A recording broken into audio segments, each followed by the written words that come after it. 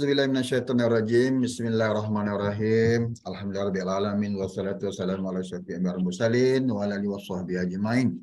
Alhamdulillah kita dapat bertemu lagi di program Sembang Sembang SMB pada pagi Jumaat yang barakah ini. Assalamualaikum dan salam sejahtera kepada peserta yang baru join dan bagi pihak SMB selamat datang. Dan terima kasih diucapkan kepada tuan-puan sudi meluangkan masa untuk bersama dengan kami dalam program Sembang SMB pada pagi ini.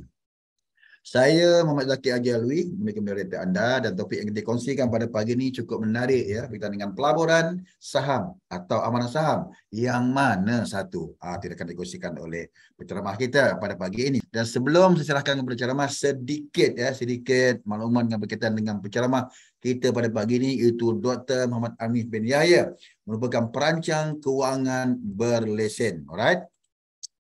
Okey, Dr. Hanif Yahya adalah merupakan pengasas pengasas holistic advisory and consultancy.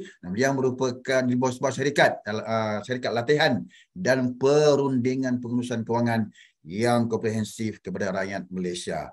Okey, malah beliau juga sendiri adalah seorang tenaga pengajar yang diiktiraf oleh Standard Keterampilan Kebangsaan, Jabatan Pembangunan Kemahiran dan Pembangunan Sumber Manusia Berhad HRD Corporation.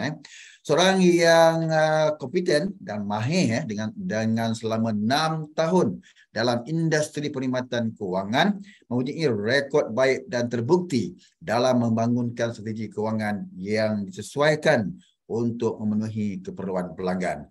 Di samping mengajar, beliau merupakan seorang perancang kewangan berlesen dengan Suruhanjaya Security, dan pada masa yang sama, beliau juga adalah seorang wakil penasihat kewangan yang diluluskan oleh Bank Negara Malaysia. Alright, dengan kedua-dua kelayakan tersebut, beliau memberi perkhidmatan kewangan yang komprehensif dan profesional kepada pelanggan dalam mencapai matlamat kewangan yang ditetapkan. Kini, beliau merupakan ahli jawatankuasa Malaysian Association Muslim Finance Professional dan ahli jawatankuasa Youth Committee of Malaysian Financial Planning Council. Itu dia, sedikit berkaitan dengan Dr. Muhammad Hanif bin Yahya. Assalamualaikum, Doktor. Waalaikumsalam warahmatullahi wabarakatuh. Saya boleh dengar dengan jelas ke Tuan? Yes, jelas sangat, Doktor. Alhamdulillah dapat bertemu kita hari ini, Doktor. Okey, Doktor. Hari ini kita bersama dengan dalam sembang-sembang SMB, dan peserta pun tidak sabar rasanya untuk mengetahui apa bezanya pelaburan saham atau amanah saham. Yang mana satu pilihan mereka? Silakan, Doktor. Alright, terima kasih kepada Tuan Zaki. Alright, sebelum apa-apa, sepanjang kita punya saya punya sesi pada hari ini, kalau macam tuan-puan ada apa-apa persoalan ataupun ada apa-apa yang nak tanya lebih lanjut, boleh saja tanya terus di ruang chat. Saya akan jawab pada akhir sesi. Tapi kalau macam soalan itu saya nampak ada kaitan dengan slide yang saya akan bentangkan, jadi saya akan terus jawab dekat dengan situ juga. Kalau boleh jangan tunggu sampai akhir, sebab kebiasaannya, sebab saya pun suka juga dengan online ni. Tapi bila kita simpan sampai akhir ni, lari lupa dah kita nak tanya apa. Itu satu. Yang paling sedih adalah moderator dah tutup, tapi kita baru sempat nak hantar soalan. So kalau ada apa-apa soalan, just tulis sahaja dekat dengan ruang komen. Alright. Bismillahirrahmanirrahim. Innal hamdalillah nahmadu wa nasta'inu wa nastaghfiruh wa na'udzu billahi min syururi anfusina wa min sayyiati a'malina. May yahdihillahu fala mudilla lahu wa may yudlil fala hadiya lahu. Wa asyhadu an la ilaha illallah wahdahu la syarika lahu wa asyhadu anna Muhammadan abduhu wa rasuluhu. Amma ba'd. Alright. Basically nama saya Muhammad Hanif bin Yahya, seperti mana yang diberitahu oleh Tuan Zaki kita tadi, panjang lebar sangat. Alright, basically saya adalah seorang licensed financial planner with expanded scope. Tapi dalam masa Melayu dia saya tulis perancang kewangan berlesen saja. Tapi sebenarnya dia adalah dengan skop yang diperluaskan, yang diluluskan oleh Suruhanjaya Security dan dia diluluskan oleh Suruhanjaya Security lah. Alright, and then basically saya practice dekat dengan firma VK Wealth Planner, tetapi saya cakap pada hari ini bukan atas kapasiti mewakili firma lah. Alright, so basically tajuk hari ini adalah tajuk yang sangat menarik bagi saya, iaitu pelaburan saham atau amanah saham. Nak yang mana satu? Alright, basically ini adalah objektif yang telah diberikan oleh ASMB kepada saya make sure para peserta hari ini anda semua boleh faham, boleh capai ke-5 objektif ini, iaitu pertama sekali menjelaskan kelebihan unit amanah, mengetahui risiko yang perlu dihadapi oleh pelabur sekiranya melabur dalam pasaran saham dan amanah saham, tahu apa yang perlu dilakukan sebelum melabur dalam pelaburan saham, tahu persamaan antara saham dan amanah saham, membezakan antara pelaburan saham dan amanah saham. Okey. Sedikit disclaimer sebelum saya bentangkan, apa yang saya bentangkan dalam slide ini adalah untuk tujuan pendidikan kepada anda semua, dan segala produk yang saya sentuh dalam ini bukanlah satu nasihat yang anda semua kena labur. Sebaliknya ia adalah untuk tujuan pendidikan semata-mata. Dan sekiranya ada apa-apa persoalan, boleh tanya pada pihak yang berkaitan atau bertanya kepada penasihat kewangan yang bertauliah daripada Bank Negara Malaysia ataupun Suruhanjaya Security. Sebab ini adalah slide yang bersifat umum. Alright. Ini saya tak nak cerita sebab itu Tuan Zaki dah cerita panjang. Alright. Basically saya nak cerita, saya nak mulakan dengan satu kisah. Kisah ini adalah, dia ada dua kisah, tapi last kali saya fikir saya nak ambil kisah yang inilah. Alright. Mula fikir nak cerita dua kisah kan, tapi saya ambil satu kisah sahaja, iaitu beberapa tahun lepas. Apa yang pasti sebelum COVID lah. Saya rasa dalam 3-4 tahun yang lepas jugalah, sebab COVID 2 tahun lepas kan. Saya ada jumpa beberapa kali, bukan sekali tapi beberapa kali, tapi satu ni adalah yang paling obvious, yang mana ada pengundi unit amanah, dia nak kongsikan pelaburan unit amanah dia. Unit amanah ni nama lain dia adalah amanah saham. Unit amanah, dia nak kongsikan pelaburan unit amanah dia dekat dengan dia punya Facebook. Kemudian dia pun tulis ayat dia macam ni tau. Dia kata nak melabur ke dalam saham-saham seperti ByteDance, seperti Tencent, apa benda semua, harga dia sangat mahal. Alright. Dan anda boleh jadi pemilik syarikat seperti ByteDance dengan ni tanpa perlu membeli saham, iaitu hanya melabur kepada amanah saham sahaja. Masa itu saya berasa sangat shock sebab dia memang adalah seorang pengundi unit amanah yang memang berlesen. Yang berlesen dengan FIMM lah. Kemudian saya ada mesej lah, saya tegur, tapi dia tak respon. Tapi apa yang saya perasan, bermula dia still post benda yang sama, tapi last tu dia dah tak post lah benda yang macam itu. So kenapa saya cerita benda ni? Sebab saya nampak kekeliruan antara saham dan amanah saham ni adalah satu benda yang memang berlaku dalam masyarakat kita. Sebab itu bila ASMB bagi topik ini kepada saya tu balas kepada ASMB, boleh saya buat topik ini. Pertama saya memang ada modul, saya memang bangunkan modul untuk pelaburan amanah saham. Alright, tapi bukan amanah saham je, pelaburan lain pun saya ada bangunkan modul. And then tajuk ini memang dekatlah dengan hati saya. Sebab saya nampak kekeliruan ni bukan setakat berlaku di kalangan masyarakat, tetapi juga di kalangan pengundi amanah. Saya tak tahu sama ada dia niat misleading ke apa benda, tapi saya hopefully dia mungkin itu adalah kesilapan yang tanpa disengajakan lah. Alright. So saya harap hari ini anda semua dapat memahami apa beza amanah saham dan amanah saham. Beza antara saham dan amanah saham. Dan apa yang paling penting, selepas anda tahu perbezaan antara dua ni, anda boleh decide nak berlabur dalam instrumen yang mana. Sebab keduanya adalah berbeza. Dan bila berbeza itu, dia sesuai untuk orang-orang yang berbeza. Ingat, dalam pelaburan ni tak ada satu pelaburan yang sesuai untuk semua orang. Dan sebabkan keunikan antara pelaburan itulah yang sesuai dengan keperluan orang yang berbeza-beza. Alright. So, itu adalah sedikit tentang tajuk ini. Alright. Bila sebut pelaburan di Malaysia, bukan setakat di Malaysia saja, dekat dengan seluruh dunia, dia ada macam-macam pelaburan. Ada exchange traded fund, ada exchange traded fund, ada real estate investment trust REITs, ada private retirement scheme yang private retirement ni dia khusus untuk Malaysia. Private retirement scheme, saham dan amanah saham. Dia ada banyak pelaburan. Emas pun ada, tanah pun ada dan sebagainya. So macam mana kita nak klasifikasikan pelaburan-pelaburan ni? Pertama sekali kita boleh klasifikasikan. Hari ini saya rasa dah 3 kali tersasul.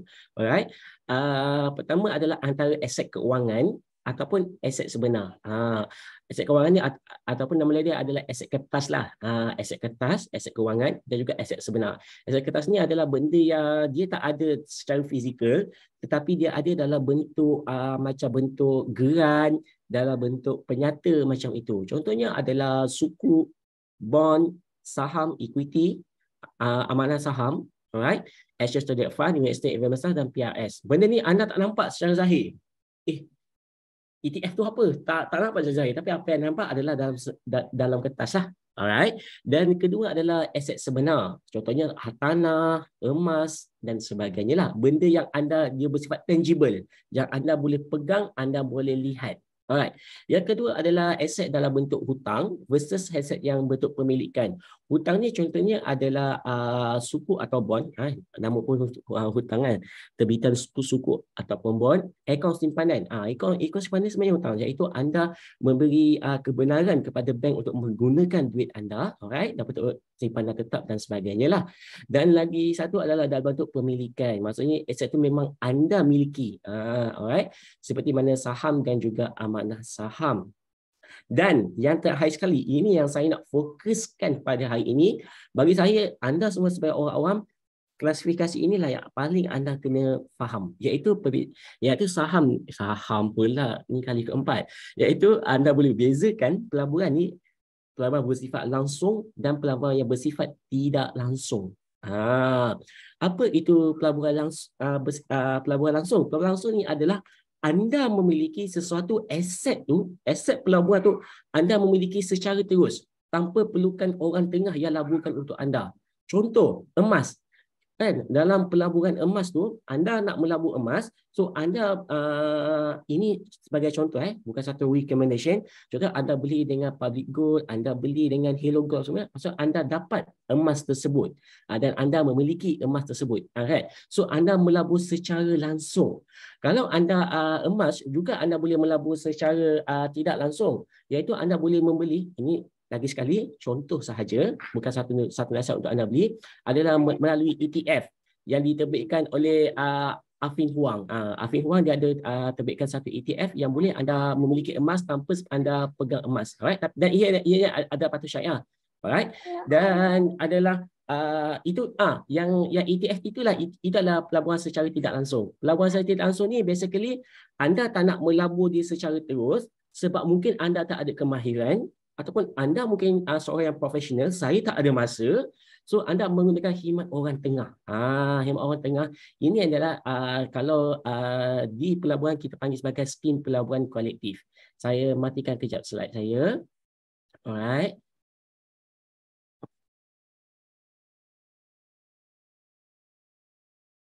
Alright. Alright. Kalau langsung ni memang anda miliki, maksudnya anda memiliki secara langsung. Dia adalah memiliki aset tersebut secara langsung. Alright, kalau macam tak langsung ni, alright, anda menggunakan khidmat orang ketiga, alright, third party, untuk laburkan bagi pihak anda, dan pelaburan itulah bila kita menggunakan third party, pelaburan itu dipanggil sebagai skim pelaburan kolektif, ataupun dalam bahasa Inggeris dia panggil sebagai Collective Investment Scheme, CIS. Yang mana dekat dengan Malaysia ni ada beberapa jenis CIS, tapi secara umumnya kita boleh bahagikan kepada dua, iaitu adalah open-ended. Alright. Ini saya tak nak cerita detail, anda just ambil tahu saja ada open-ended dengan close, tapi saya tak nak cerita detail apa itu open-ended, apa itu close. Dan open-ended ni lah contohnya adalah amanah saham. Amanah saham, okay. Amanah saham, alright. Dan yang close ended ni lah contohnya adalah Exchange Traded Fund, alright. Exchange Traded Fund, Real Estate Investment Trust dan sebagainya. Ini adalah yang close ended. Ada open-ended, ada closed-ended. Tapi seumumnya syarikat langsung ni boleh terdiri pada amanah saham, boleh terdiri daripada ETF dan WIT. Sebab benda-benda ni adalah kita menggunakan khidmat fund manager. Alright. Dapat Alright. So saya matikan whiteboard. Saya bagi semula kepada saya punya slide. Alright. So itulah dia. Alright. So ini adalah instrumen-instrumen pelaburan dekat dengan Malaysia. Ada begitu banyak lah. Alright. Tapi saya akan go through satu persatu. Basically bila kita sebut amanah saham, dia ada di bawah tata kelola oleh FIMM. Alright. Saham.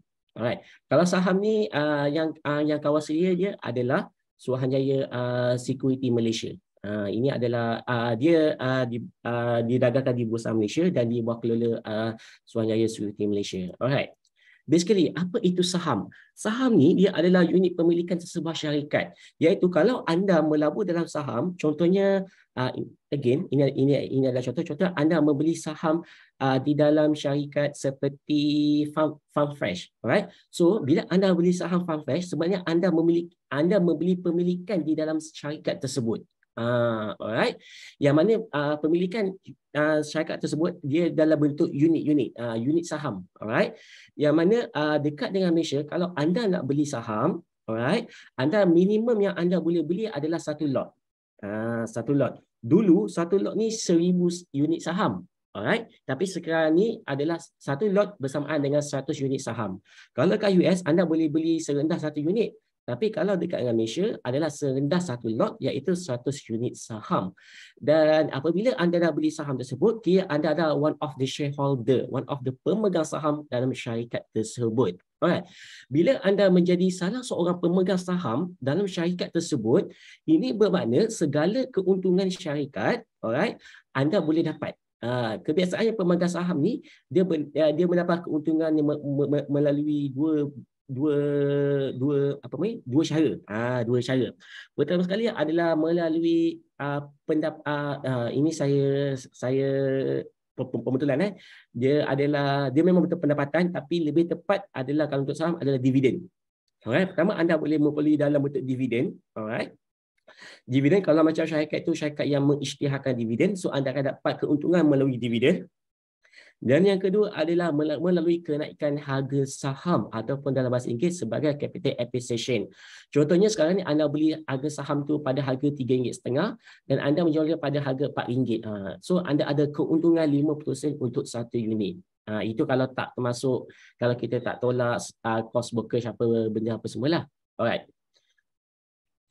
Dan macam mana nak melabur saham? Basically, kalau dekat dengan Malaysia, kalau anda nak jadi pelabur saham, anda mestilah berumur 18 tahun dan ke atas. Alright.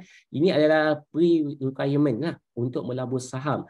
Dan bila anda nak melabur saham ni, first benda yang anda kena buat, benda pertama sekali yang anda kena buat adalah anda kena buka dulu akaun CDS, Center Depository System Account.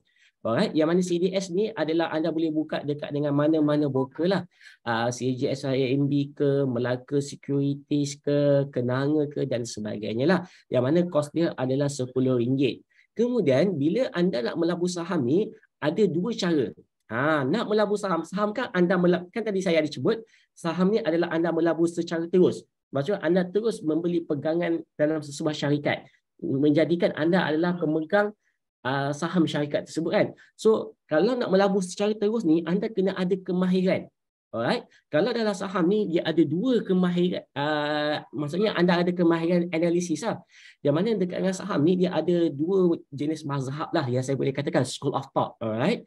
Satu adalah menggunakan teknik fundamental analysis, satu lagi adalah menggunakan technical analysis.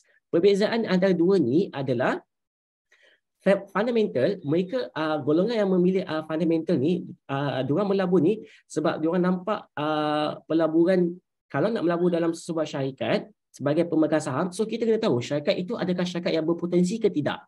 Kena tahu adakah syarikat itu untung ke tidak. Kena tahu sekarang ni harga saham dia RM4. Adakah ini pada harga sebenar ataupun sebenarnya harga saham ni patut boleh pergi lebih jauh lagi. So diorang akan kaji benda-benda macam ni. Dan bila diorang kaji benda ni, sebab itulah diorang biasanya kalau yang memegang fundamental ni dia akan pakai dalam tempoh yang lama lah, sebab dia orang kaji tentang prestasi sebuah syarikat. Yang mana kalau teknikal ni pula, dia orang kata betul kita kena fikir pilih syarikat yang untung dan sebagainya, tetapi pergerakan harga saham ini adalah berdasarkan sentimen. So apa dia buat adalah, yang penting sekiranya ada pergerakan harga bergerak dan adanya volume, so dekat dengan situ kita boleh buat untung. Walaupun untung tu sebab maksudnya mungkin ada speculation ke, ada apa benda, dan kita boleh meraih keuntungan daripada situ. Sebab itulah teknikal analisis, dia kalau orang yang melakukan analisis, kebiasaan dia akan melakukan dalam tempoh jangka masa yang pendek. Terpulanglah anda nak melakukan teknik yang mana, apa yang saya boleh simpulkan, nak melabur secara terus ni, anda perlu memerlukan kemahiran. Kemahiran analisis, dan barulah anda boleh jual beli. Sebab kalau anda tidak ada kemahiran, anda jual beli, ibarat anda ni lah, anda anda berjudilah. Sebab apa? Tak tahu kan nak beli saham apa kan, just ikut follow buy call ke apa benda. So kalau boleh elakkanlah dan pastikan anda mempunyai kemahiran. Alright. So ini adalah anda boleh check dekat dengan Bursa Malaysia, list of participating organization. Participating organization ni, ini juga dipanggil sebagai broker. Yang mana kan tadi saya beritahu, nak melabur saham kena buka akaun CDS. So ini adalah senarai syarikat yang anda boleh buka akaun CDS lah di Malaysia. Anda boleh check dekat dengan Bursa Malaysia. Alright. Kita pergi balik. Dan nak belajar saham dekat dengan mana, anda boleh cari mana-mana guru yang ada buat kelas yang berbayar. Tapi kalau anda nak secara percuma, sebenarnya Bursa Malaysia sangat aktif memberi pendidikan percuma dalam pelaburan saham. Iaitu diorang memang ada buat satu website yang memang untuk orang awam nak belajar saham, iaitu melalui Bursa Academy. Dekat dengan sini anda boleh, dia ada webinar-webinar yang mana anda boleh daftarlah kalau anda nak belajar saham di situ. Alright. Alright.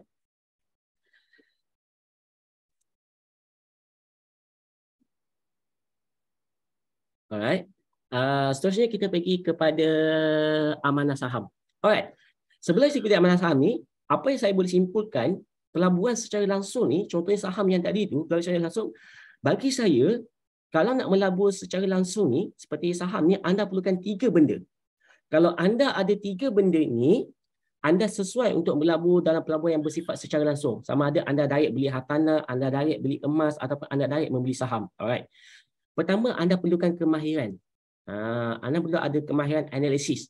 Alright. So kalau anda memang jenis orang yang mempunyai kemahiran dalam pelaburan, mahir membuat analisis, maka pelaburan yang bersifat langsung ni sesuai untuk anda. Alright. Itu baru satu. Kalau boleh kena ada 3. Yang kedua adalah anda kena mempunyai masa. Kalau anda mahir, tapi anda tak mempunyai masa, ia tetap tak akan berjaya. Alright. So kalau macam golongan-golongan yang profesional, mungkin diorang boleh spend masa untuk belajar. Contohnya belajar saham, apa benda apa semua. Tapi kalau anda tak ada masa, lebih baik anda leverage kepada pelaburan yang diuruskan oleh pihak yang ketiga, iaitu collective investment scheme ni. Alright. Pertama kena ada masa, pertama kena ada kemahiran, kedua kena ada masa, dan yang ketiga adalah, ini paling penting adalah anda kena mempunyai emosi yang kuat. Sebab anda memang secara langsung, so segala kerugian dan keuntungan adalah betul-betul bergantung kepada kemahiran dan masa yang anda bagi kepada nak buat analisis syarikat tersebut. So kalau macam rugi, memang dia agak perit tu dekat dengan hati tu sikit. So kebanyakan orang yang melabur dalam pelaburan yang bersifat langsung ni, apa yang saya boleh katakan, sebab saya dah melabur saham sejak pada 2016, ada orang yang memang berhati kental. Alright. Kalau anda ada ketiga ini, maka pelaburan bersifat langsung adalah sesuai untuk anda. Dan kalau anda ada kekurangan antara 3 ini, ataupun mungkin anda tak ada ketiga-tiga langsung, maka pelaburan yang sesuai untuk anda adalah pelaburan yang bersifat secara tidak langsung. Iaitu salah satunya adalah amanah saham. Ataupun dalam bahasa Inggeris, sebagai unit trust. Dalam bahasa Melayu ada juga orang panggil sebagai unit amanah. Alright. Apa itu unit amanah? Unit amanah ni, dia adalah satu... dekat saya dia tak keluar soalan lah. Bukan tak keluar chat. Itulah dekat saya sebab saya share screen. Dia tak keluar chat. Sekejap saya chat. Ada. Sekejap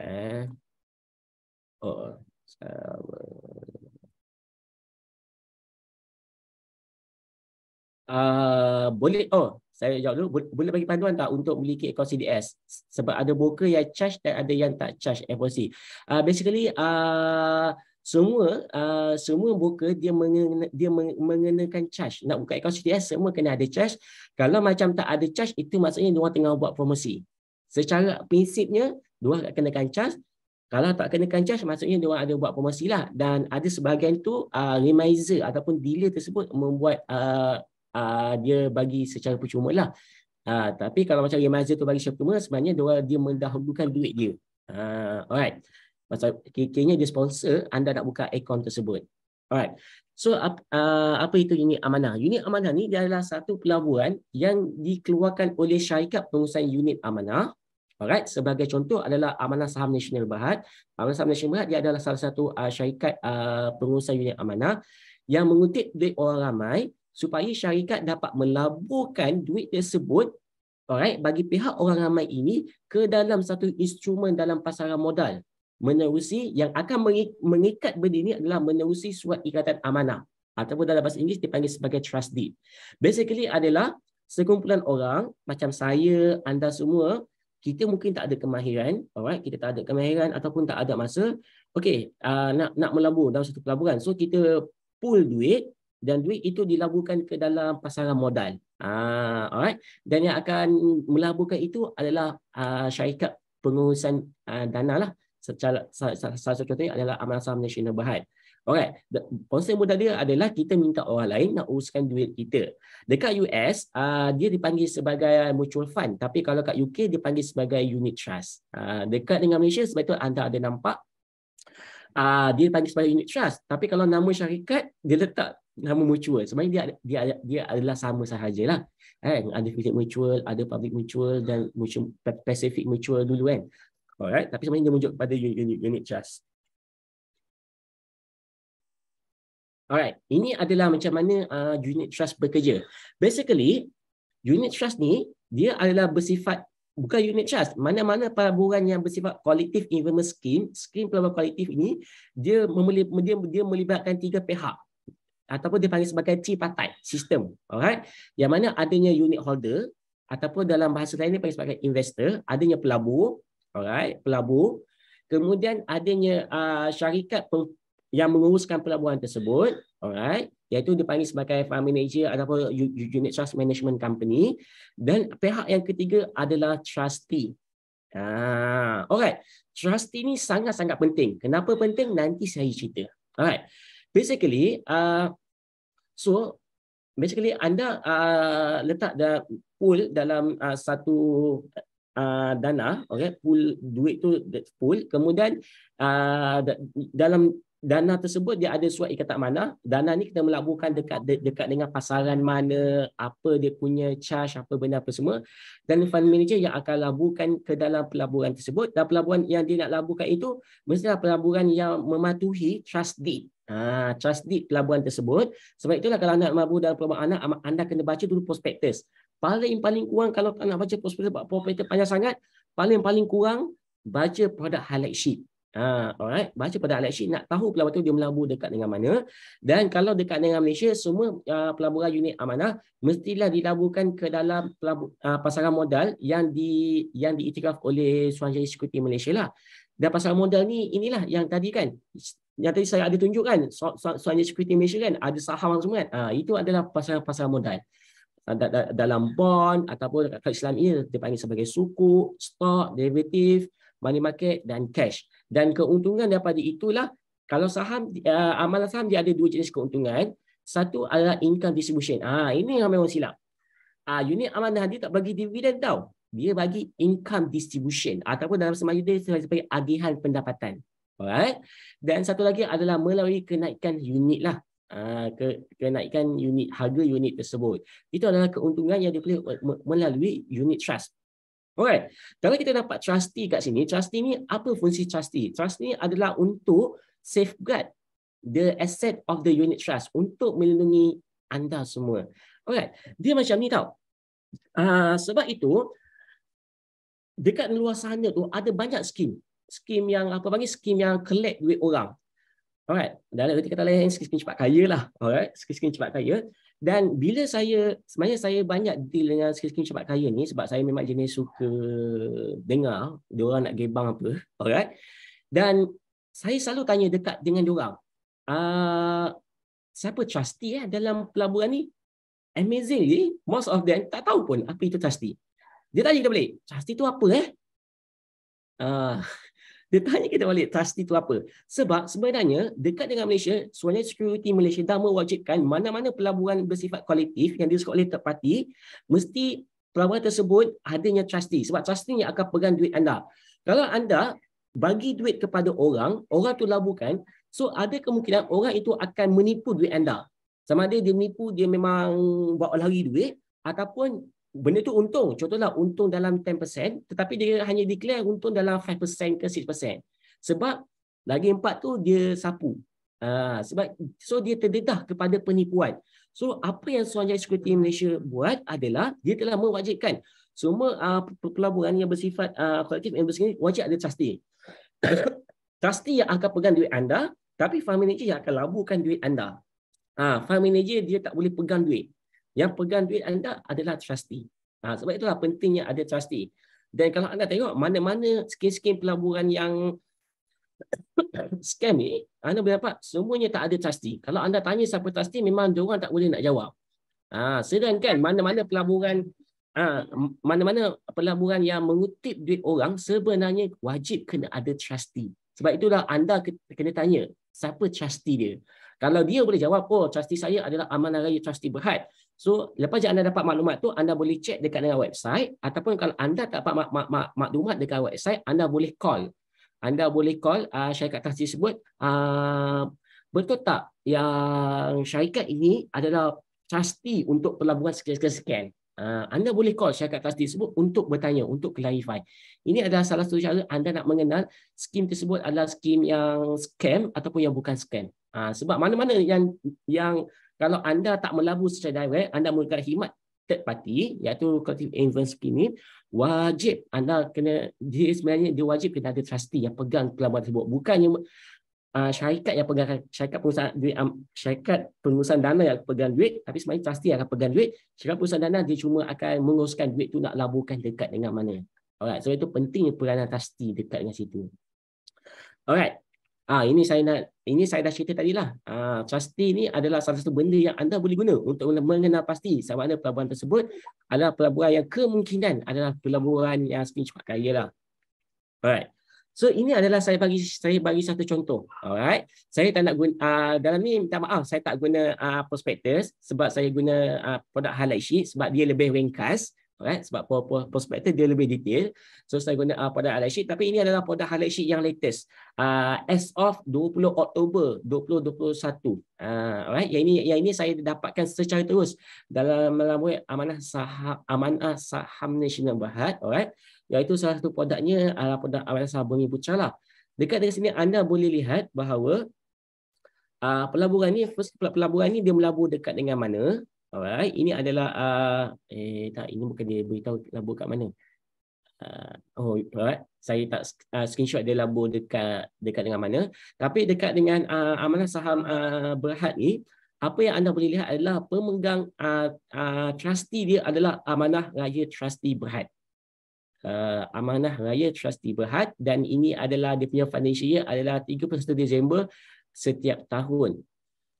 Satu benda yang anda kena tahu lagi, law yang ditetapkan oleh Suruhanjaya Security Malaysia, syarikat trustee bila syarikat trustee tu dia menjadi trustee dalam satu skim pelaburan kolektif, alright. Syarikat trustee tersebut mestilah syarikat yang independen. Maksudnya syarikat yang tak ada kaitan, syarikat yang tidak ada hubungan, ataupun dia bukannya parent company, dia bukannya subsidiary company, ataupun dia adalah group company syarikat tersebut. Cuba tengok dekat sini, pengurus dana dia adalah Amanah Saham Nasional Berhad, tetapi trustee dia adalah Amanah Raya. Amanah Raya dengan Amanah Saham ni syarikat yang berbeza. Bukannya dia ada dua entiti yang memang totally berbeza. Alright. So dekat dengan Malaysia adalah trustee tak boleh company yang ada kaitan dengan syarikat pengurusan dana. Dia mesti syarikat yang memang totally independent. Maksudnya syarikat yang tidak ada kaitan. Sebab nak menjaga safeguard anda punya aset, anda punya duit pelaburan. Sebab itu again saya bagi tahu pentingnya anda kalau nak melabur mana-mana skim pelaburan kolektif, anda kena tahu siapa trustee dia dan anda tengok trustee tu ada kaitan ke tak ada kaitan. Kalau anda nampak ada kaitan, most probably scam lah tu. Sebab mustahil lah dibenarkan syarikat yang ada kaitan untuk jadi trustee. Syarikat ada kaitan ni contohnya Amanah Raya ni sebenarnya dia ada pelaburan di sendiri tau. Amanah Raya Investment. Tetapi kalau anda tengok dia punya produk highlight sheet, anda akan nampak trustee dia bukan Amanah Raya Trustee tapi syarikat lain. Sebab memang law dekat dengan Malaysia tidak boleh. Alright. So apa kelebihan melabur dalam amanah saham?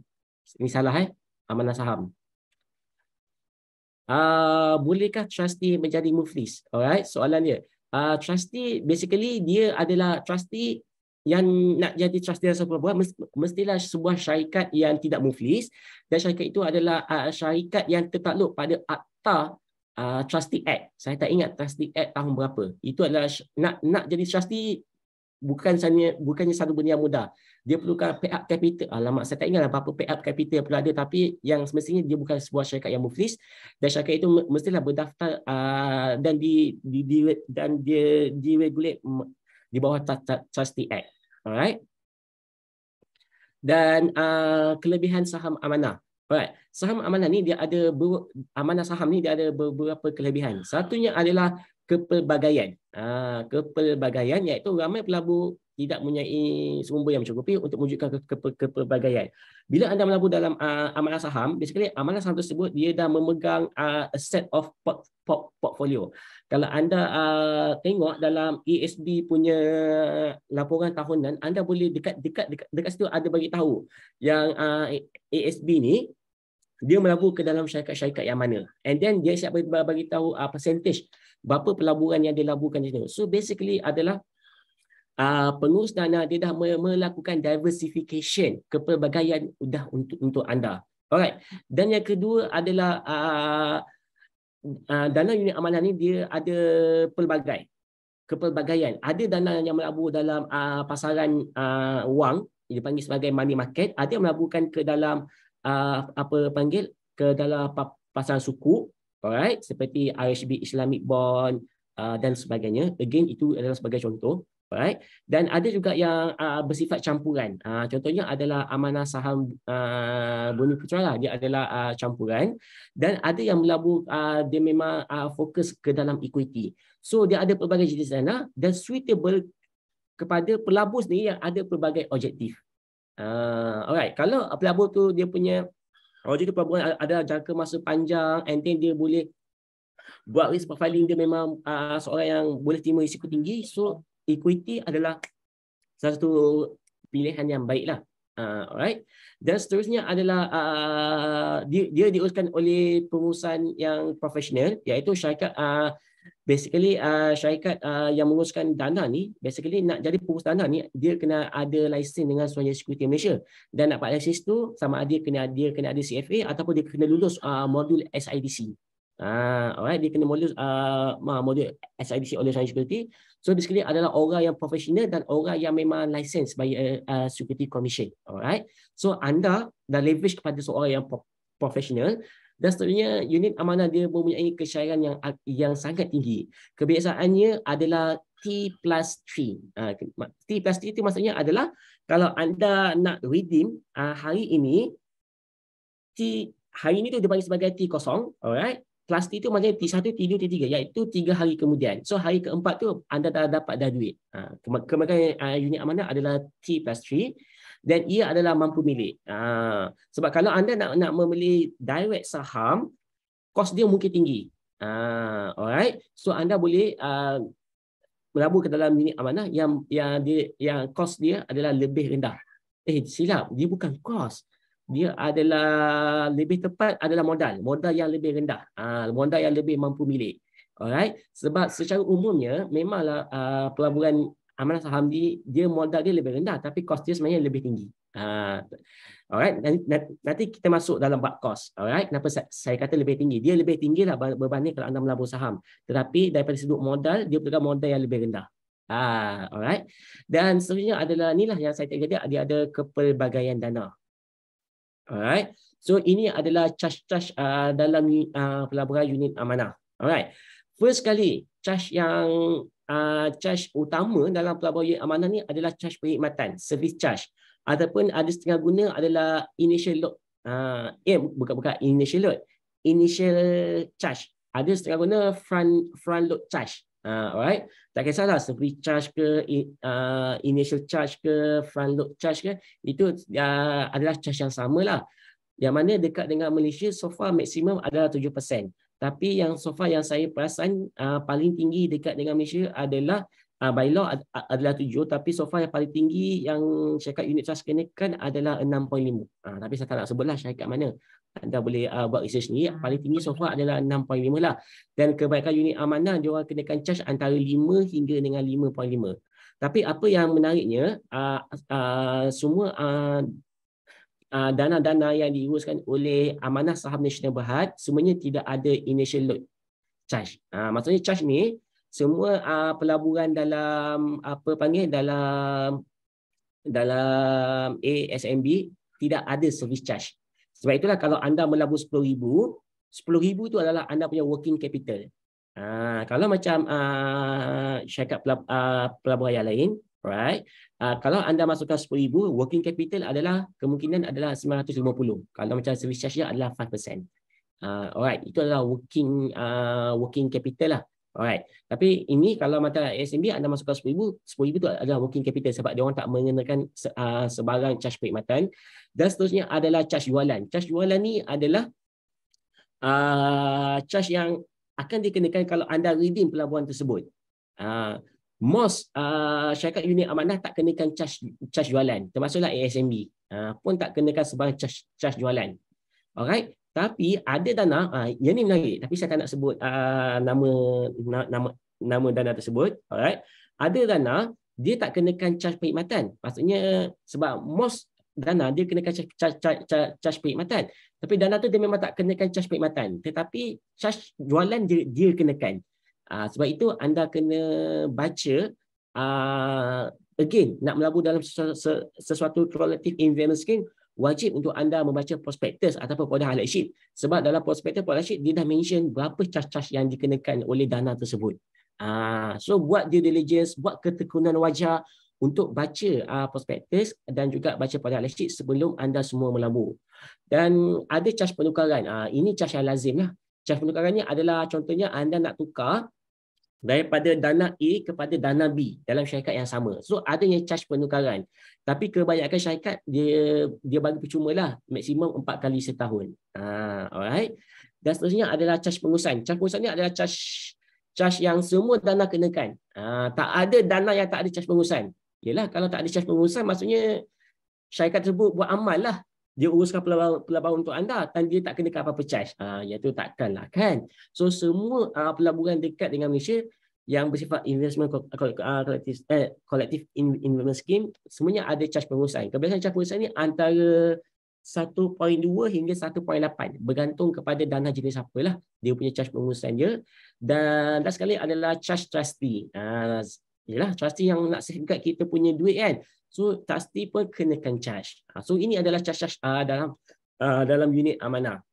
Kalau basically kalau dalam ASMB 2 ni tak ada, yang ini saya tak pasti, alright. Dan yang ada adalah dua ni je lah. Dan 2 ni sebenarnya bukan ASMB je, semua syarikat mesti ada. Yalah, takkan syarikat pengurus dana ataupun syarikat pemegang amanah tak nak kenakan apa-apa charge kan, sebab diorang pun buat kerja kan. So itu adalah charge-charge yang ada dalam pelaburan unit amanah. Alright, ini adalah sebagai contoh saya ambil daripada pada highlight sheet ASB yang bertarikh 20 Oktober 2021. Kita dapat lihat ini yang saya ceritakan tadi. ASB kalau kita tengok sales charge dia tak kenakan sales charge. Repurchase ni adalah redemption charge tau. Yang charge jualan tadi tu pun tak ada. Switching the difference between sales charge of the fund subject to the minimum charge to RM25 per transaction. Kalau transfer fee pun tak ada.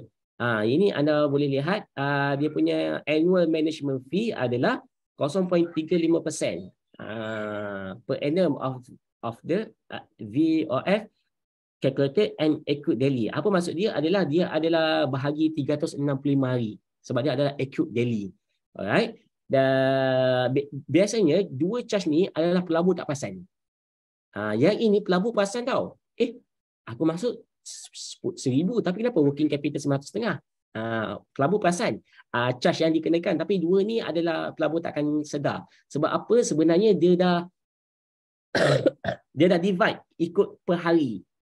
Setiap hari tu dia dah dia 35% ni dia bukan kena sekaligus. Dia dah bahagi kepada 365 hari. Dan setiap hari tu dia ambil sikit-sikit. Dan kebiasaan pelabur tak perasan lah. Alright. Dan bukan kebiasaan pelabur tak perasan, memang pelabur tak perasan lah. Dua charge ini. Alright. Dan risiko pelaburan. Alright. Saya ada lagi masa 11:17. Saya ada lagi masa 13 minit. Alright. InsyaAllah sempat. Alright. Apa itu risiko? Bila kita sebut pasal pelaburan, semua pelaburan dia ada risiko dia sendiri. Alright. Risiko adalah apa maksud risiko? Risikonya adalah kemungkinan kita target pelaburan tu pulangan dia contohlah 7%, tetapi tak mencapai apa yang kita jangkakan. Sama ada dia rugi ataupun dia untung, tapi less than apa yang kita jangkakan. Alright. Tapi sebenarnya kalau lebih pun, itu pun dipanggil sebagai risiko juga. Tapi itu adalah risiko yang kita nak. Lebih tu okey lah kan. Sebab itulah kita abaikan yang lebih. So far risiko ni adalah benda yang kurang daripada apa yang kita nak. Dan dalam nak mengira risiko ni, kita akan menggunakan kaedah volatility. Ya, volatility mana kebanyakannya dalam pada highlight sheet, dia bukan pada highlight sheet, dalam fund fact sheet. Fund fact sheet mana unit amanah, dia dah letak atas tu berapa dia punya volatility. Volatility adalah secara umumnya lebih tinggi volatility dia adalah lebih berisiko. Alright. Volatility sebenarnya dia mengukurkan fluctuation price. Alright, okay? Dan dia ukur dalam unit standard deviation. Basically ini adalah statistik. SD ni sebenarnya dia adalah nak mengukur kadar taburan, dispersion. Dispersion kan. Tapi dalam pelaburan itulah dipanggil sebagai risiko. Dan lebih tinggi risiko. Ini penting Ini penting. Lagi lebih tinggi risiko sesuatu pelaburan, lebih tinggi jangkaan pulangan. Bukannya lagi tinggi risiko, lagi tinggi pulangan. Bukan. Dalam pelaburan, anda kena ingat high risk, high expected, high potential. Dia jangkaan tau, bukannya pasti. Pulangan yang lebih tinggi. Alright, lebih tinggi risiko, lebih tinggi jangkaan pulangan. Alright, dia ada pada jangkaan. Sebab ada je pelaburan yang risiko tinggi tapi pulangan dia lebih rendah berbanding pelaburan yang berisiko rendah. Ada kemungkinan dan saya dah jumpa banyak kali. Sebab itulah kena letak dalam fikiran bukan high risk, high return, high risk, high potential return. Alright. Dan ini adalah bila saham, apa persamaan saham dengan amanah saham? Saham ni, kalau saham adalah anda so dia ini semua adalah risiko-risiko dalam pelaburan. Sama ada amanah saham ataupun saham. Ini semua adalah risiko-risiko pelaburan yang ada. Sama ada anda melabur dalam saham atau amanah saham. Sebab amanah saham yang melabur dalam equity, dia still akan melabur ke dalam pelaburan saham. So basically, risiko pelaburan amanah saham sama dengan risiko pelaburan saham. Sebab dia ada melabur dalam pasaran modal yang sama.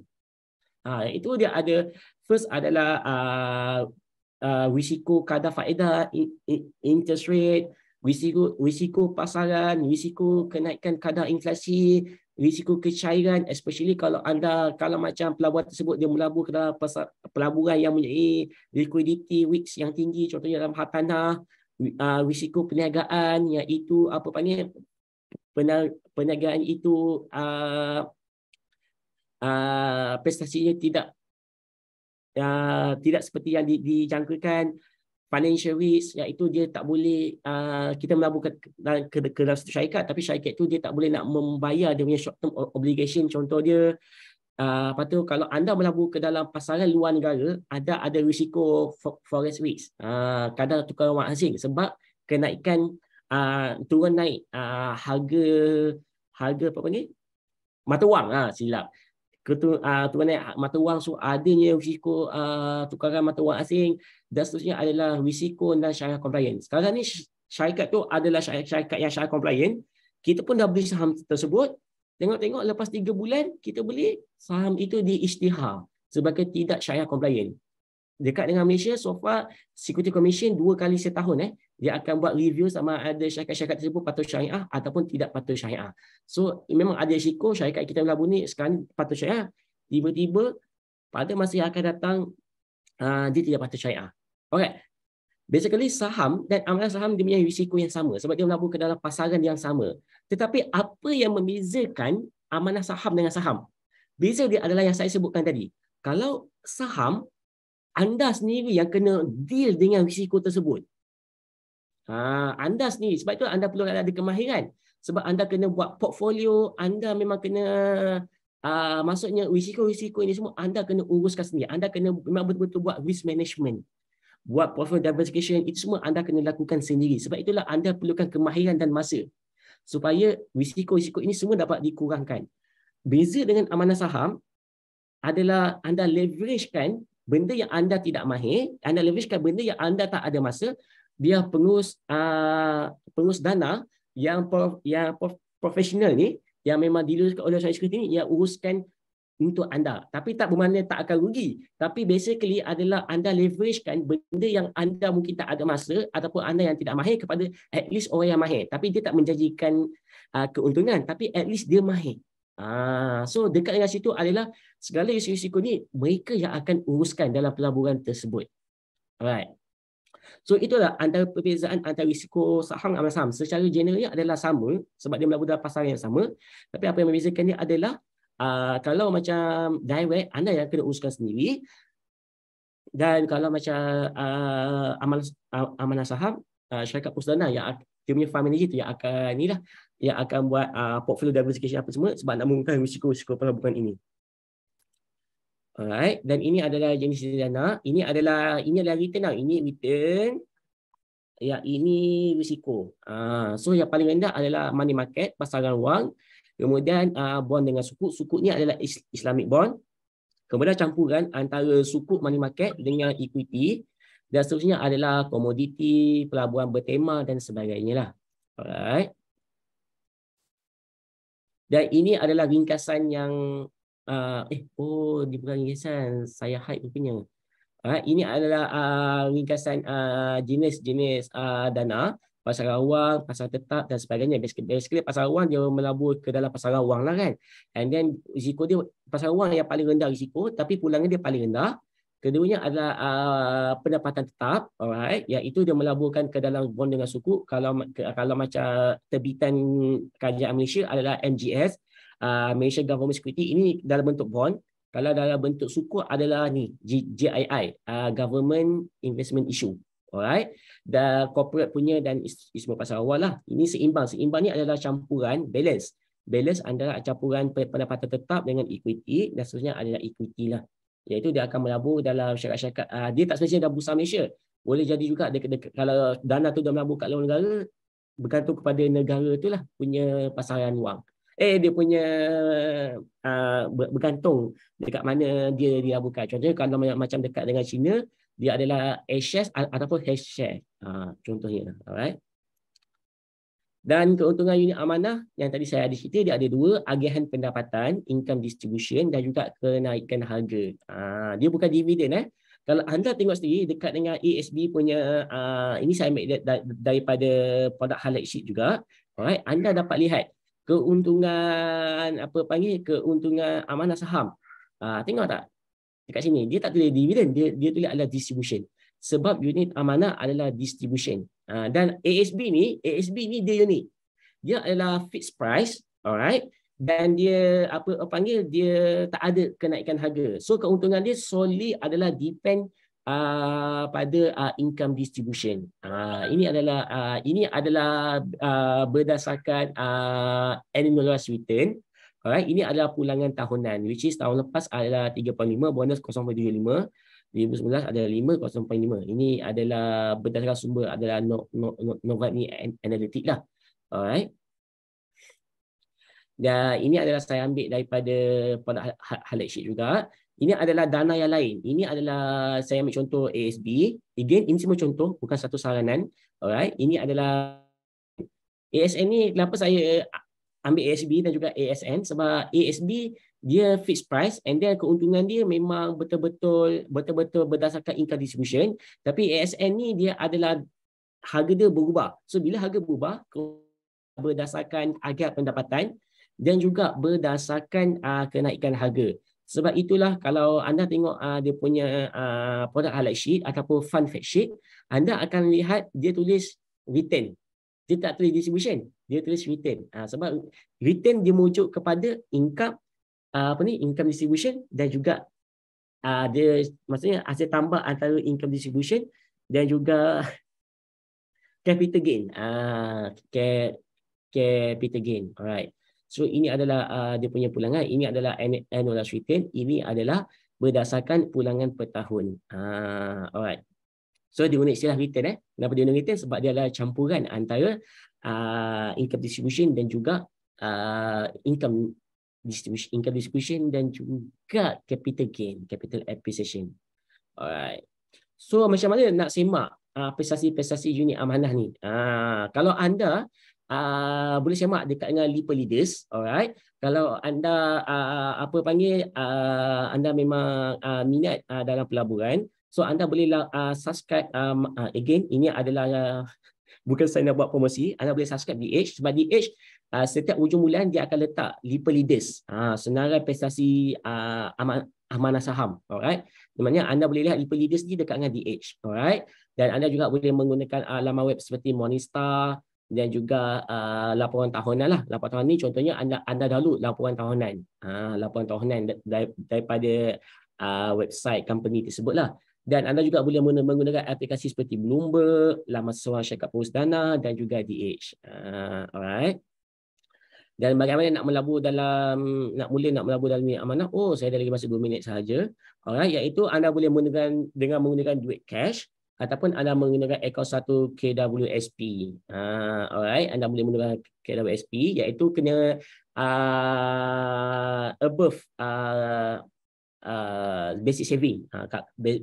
Kena lebih pada basic saving akaun satu, dan hanya daripada lebihan tu hanya anda boleh laburkan 30%.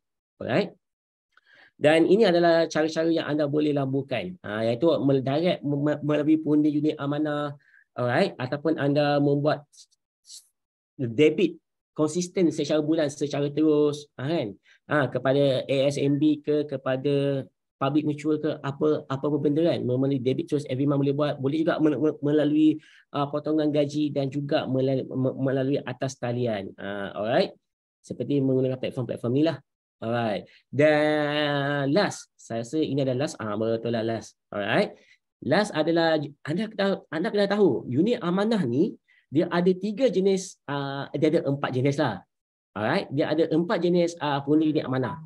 Pertama adalah UTMC itu sendiri yang memasarkan produk unit amanah dia. Contohnya adalah ASMB. Dia sendiri yang memasarkan. Dia tak menggunakan dia tak ada ini, maaf kalau saya salah. Apa yang salah, dia tak ada macamnya personal agent lah. Alright. Dia memang direct kena melalui UTMC. Alright. Lagi satu adalah alamak, saya tersusut. Kedua adalah ni dulu, UTC. UTC ni dia adalah unit amanah. Dia ada pundi unit amanah tapi mewakili sesebuah syarikat. Contohnya, nak sebut nama, sebut je lah. Public Mutual, Principal, Eastspring dan sebagainya. Maksudnya dia adalah pundi unit amanah bagi syarikat tersebut. Syarikat tersebut. Alright. Dan kedua adalah IUTA. IUTA ni dia adalah pundi unit amanah, tetapi dalam sebuah syarikat, tapi syarikat tu sebenarnya dia boleh jual pelbagai jenis unit trust. IUTA. Maksudnya dia bukan jual, dia syarikat tu ni ada unit amanah dia sendiri, tapi dia juga jual unit amanah orang lain. Itu adalah UTC, ada yang jenis IUTA. Alright. Dan last sekali ini adalah QTA. QTA ni basically dia adalah unit trust consultant, tapi syarat untuk kita ni mestilah dia seorang financial planner, and then dia dan dari QTA tu adalah license direct daripada dia punya firma. Macam saya adalah QTA. Dia memang dia basically kalau QTA ni kalau dia adalah unit trust consultant yang QTA ni, basically anda kena tahu basically kebiasaan dia adalah seorang financial planner, sebab QTA ni hanya daripada company financial planning firm sahaja. Alright. Dan seterusnya, sebelum kita pergi kepada Q&A, masa saya dah habis.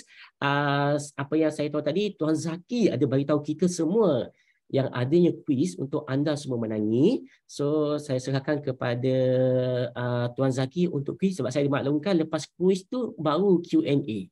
Betul ke Tuan Zaki? Yes, Doktor. Betul. Alright. So, kita kuis dulu bagi anda semua happy dulu. Excited nak jawab soalan. Alright. So, barulah kita pergi kepada soal jawab. Alright, saya matikan saya punya ni lah, perkongsian. Alright, saya serahkan kepada Tuan Zaki, Tuan. Okey, Doktor. Terima kasih, Doktor. Nampaknya cukup menarik. Sudah ramai juga yang para peserta kita menghantar soalan. Tak apa, kita rehatkan, Doktor. Doktor pun tengah minum. Saya boleh minum, tak apa. Dan kepada Doktor, kita minta Doktor terus menyaksikan, melihat kita punya grup chat. Chat dia kita ataupun grup WhatsApp kita. Mungkin ada soalan-soalan yang juga daripada rakan-rakan kita, sahabat kita daripada FB Live, juga Zoom. Jadi kalau itu tak apa, saya selesaikan dulu sesi quiz atau Q&A kepada Doktor. Boleh, Doktor? Kita silakan dengan Q&A. Boleh, Tuan. Okey, saya akan pergikan kepada dalam grup kita ni kepada soalan yang pertama. Okey, datangnya daripada Siti Dazalina. Dia kata, okey, Siti Dazalina ni mungkin dah jawab ke? Oh, tidak. Okey, Siti Dazalina, Tuan Hanif, bolehkah individu investor lantik transaksi sendiri menguruskan kesemua dana investmentnya sendiri? Boleh ke, Doktor? Alright, terima kasih atas soalan itu. Secara umumnya, apa ini dipanggil dana pelaburan secara umumnya dia apa ni dipanggil lah syarikat pengurus dana, mereka dah melantik dah. Mereka dah melantik syarikat mana yang akan menjadi pemegang trustee. Dan data-data itu semua sebenarnya untuk mudah anda boleh lihat daripada apa dipanggil daripada nama web syarikat tersebut ataupun anda cek melalui Suruhanjaya Security. Saya sebab ASMB tengah share screen ni, so saya tak boleh nak share, tapi saya ada latest list daripada Suruhanjaya Security Malaysia. Dekat latest list tersebut anda boleh lihat nama fund sebelah dia tu adalah trustee kepada fund tersebut. Benda ni semua anda boleh download daripada laman web Suruhanjaya Security Malaysia. Alright. Itu saja. Itu je jawapan daripada Doktor untuk Siti Dazalina. Alright. Terusnya soalan yang kedua, Doktor, daripada Siti juga namanya ni. Wah, ramai Siti lah pagi ni Siti Fatimah Mio. Okey, dalam Zoom dia katakan saving account ada perlindungan dari PIDM. Kesemua pelaburan ini terutamanya di bawah trustee berdaftar. Soalannya, Doktor, adakah dilindungi di bawah mana-mana akta atau institusi seperti PIDM? Silakan, Doktor. Alright, ini adalah salah satu soalan yang bagi saya sangat common yang saya terima, dan kalau saya tak terima pun, kalau saya pergi seminar pelaburan, memang ini adalah salah satu common soalan yang ditanya oleh orang awam. Basically anda semua kena tahu PIDM dia adalah Perbadanan Insurans Deposit Malaysia. Basically dia melindungi akaun-akaun simpanan. Alright, akaun simpanan bank satu. Dan yang kedua adalah dia melindungi insurans ataupun takaful.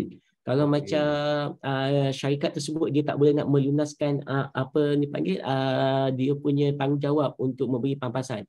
So basically dua benda ini dilindungi oleh PIDM. Dan mana-mana pelaburan, alright, pelaburan walaupun akaun bank, contohlah apalah saya tak nak sebut nama bank, contohlah bank A. Dia ada juga akaun simpanan, tapi akaun simpanan itu adalah akaun wakalah yang mana duit itu dia minta kebenaran untuk dilaburkan. Kalau anda tengok akaun tersebut dia tak dilink oleh PIDM. Sebab mana-mana akaun yang ada unsur pelaburan walaupun dia akaun bank, alright, dia tidak akan dilink oleh PIDM. Sebab PIDM ni fungsi dia adalah untuk melindungi deposit. Dia bukannya untuk melindungi pelaburan. Sebab pelaburan dia ada risiko. Dan dekat Malaysia PIDM hanya melindungi instrumen deposit. Itu je lah. Okey, itu dia soalan dia di bawah lindungi di bawah PIDM. Okey, Doktor. Ini tanya soalan daripada Galaxy J7 Prime. Ini nak tanya Doktor saja, nak tanya Doktor lah kot. Dia nak tanya kan. Kalau doktor ada 100K, sekarang, dia mana doktor nak berlabur? Alright. Saya, jangan tanya saya dekat mana saya nak labur. Sebab, pasal tak disclaimer yang saya letak pada awal-awal saya punya presentation, segala apa yang saya present ini adalah untuk tujuan pendidikan, tapi bukan satu nasihat untuk anda ikut. Sebab setiap orang, dia punya toleransi risiko dia berbeza-beza. Berbeza, ya. Setiap orang dia punya toleransi risiko berbeza-beza dan dia punya objektif pelaburan berbeza-beza. So, daripada perbezaan itulah sebenarnya anda sendiri kena reka sendiri anda punya portfolio pelaburan. Dan the best untuk reka portfolio pelaburan adalah anda engage dengan mana-mana. Ini bukan saya nak promote di sini, tapi ini adalah betul. Kalau anda baca guideline daripada Social Security, anda kena engage dengan mana-mana license partnership planner untuk mereka buat satu portfolio pelaburan untuk anda. Sebab setiap orang portfolio pelaburan berbeza-beza.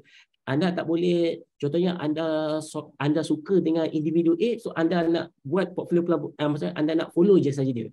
Sebenarnya benda itu adalah benda yang kurang tepat sebab anda kena ingat toleransi risiko orang berbeza-beza dan tujuan pelaburan seorang berbeza-beza dan ia bergantung kepada diri anda sendiri. Okey, berpulang kepada diri kita sendiri lah doktor. Okey, doktor, kita dah sampai ke penghujung ni doktor. Alright, nampaknya tak ada lagi, belum ada lagi saya yang terjumpa soalan daripada peserta dan kita harapkan peserta telah pun mendapat manfaat dan juga ilmu daripada Dr. Bukan Sihat dan mungkin ada kata-kata terakhir daripada doktor di akhir webinar ini untuk disampaikan kepada peserta. Silakan doktor. Alright. Untuk saya punya pengakhiran ya, daripada perbezaan antara amanah saham dengan saham ni, apa yang saya nak tekankan kepada para penonton semua, kesimpulannya adalah pelaburan ni dia berbeza-beza. Alright. Daripada perbezaan itu dah dia match keperluan orang manusia tu berbeza-beza.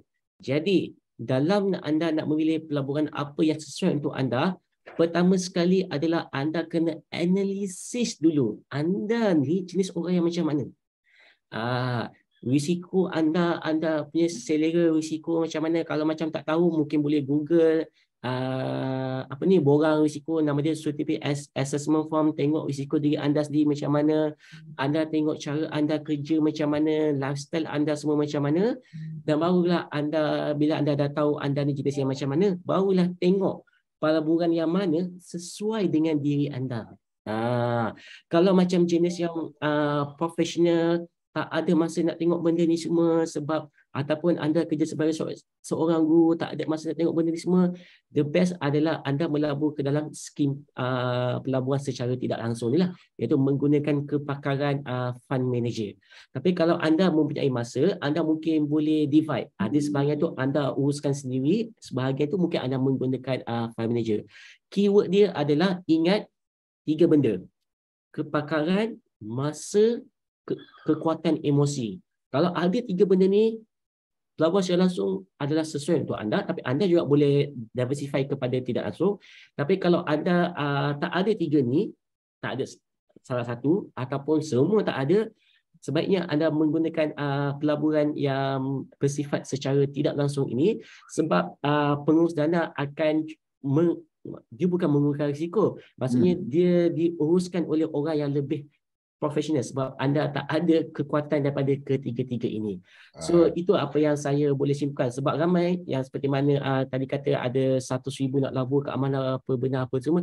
Sebenarnya dalam mana-mana pelaburan, ingat kalau ada orang kata pelaburan ini terbaik, anda kena masuk. Make sure, ingat dalam pelaburan ni anda kena buat ketekunan wajar, due diligence. Anda kena baca prospektus, anda kena paling minimum baca product alert sheet, tengok dia punya risiko, tengok dia punya objektif pelaburan. Lepas tu anda tengok, kena tak dengan diri anda. Kalau macam orang yang kata tak payah baca, ketahuilah, kebanyakan orang yang kata tak payah baca, takut terlepas peluang apa benda ni semua, kebanyakannya adalah scam-scam. Sebab scam-scam ni, kenapa dia orang tak akan bagi peluang anda masa? Sebab dia nak createkan satu urgency. Bila urgency tu tinggi, so dia tak boleh berfikir secara rasional. So bila tak boleh berfikir secara rasional, itulah yang kenapa dia cuba nak suruh anda buat dalam keputusan yang cepat, sebab dia tak nak bagi anda berfikir secara rasional. Sedangkan mana-mana pelaburan yang legal dekat dengan Malaysia, dia orang takkan push anda untuk buat keputusan dengan cepat. Hari ni juga kena buat, besok dah tak ada peluang, tak adanya.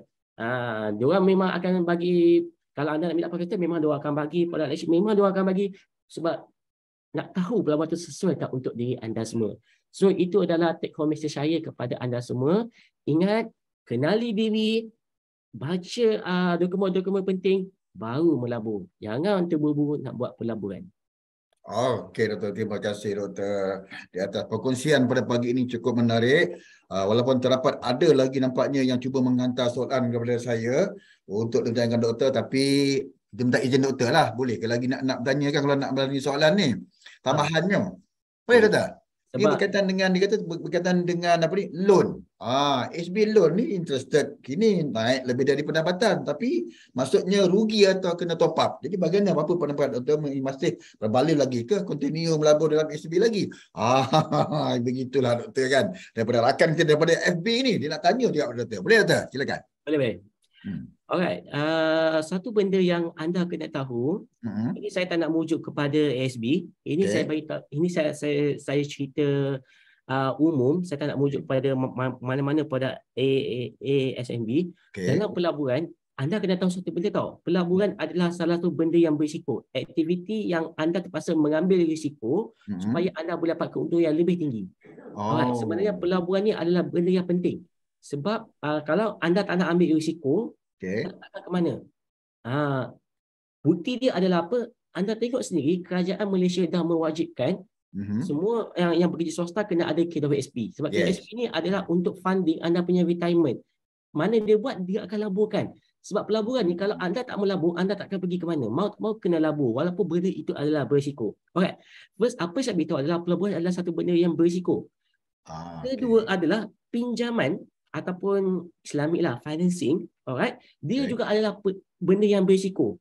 Jika anda menggunakan financing ataupun pinjaman untuk pelaburan, sebenarnya anda menggandakan lagi anda punya risiko.